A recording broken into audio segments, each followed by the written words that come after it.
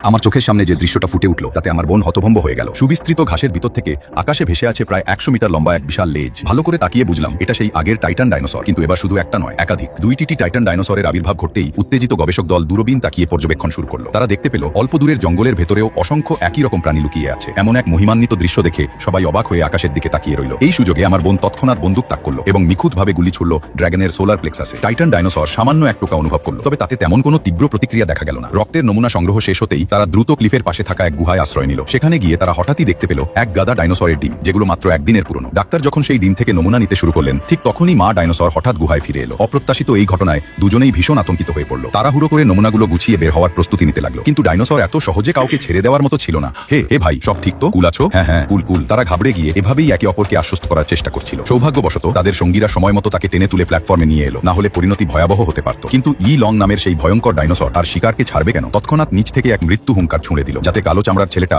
ভয়ে উঠোনে ওঠার চেষ্টা শুরু করলো। দুজন সঙ্গী প্রাণপণ চেষ্টা করে তাকে টেনে তুলল, কিন্তু তারা টানতে টানতে খেয়ালই করলো না ই লং ইতিমধ্যেই চতুরতার সঙ্গে প্ল্যাটফর্ম বেয়ে উপরে উঠে এসেছে। দুর্ভাগ্যজনকভাবে কালো ভাইটি সঙ্গে সঙ্গেই লিহুই নামের ডাইনোসরের থাবায় ধরা পড়ল। অন্য দুইজন আতঙ্কে দৌড়ে পিছু হটল, কারণ এবার না পালাতে পারলে এটাই হবে পৃথিবীর শেষ মুহূর্ত তাদের জন্য। ই লং এক লাফে পুরো প্ল্যাটফর্মে উঠে পড়ল। তাদের হাতে তখন শুধু একটাই কাজ, রক্তের নমুনা নিয়ে প্রাণ বাঁচানো। কিন্তু ঠিক তখনই ই লং চোখের পলকে সামনে এসে পথ আটকে দিল। মৃত্যুর মুখে দাঁড়িয়ে তারা শেষ চেষ্টা করলো। দুজনে ঝাঁপিয়ে পড়লো একপাশের টানেলের ভেতরে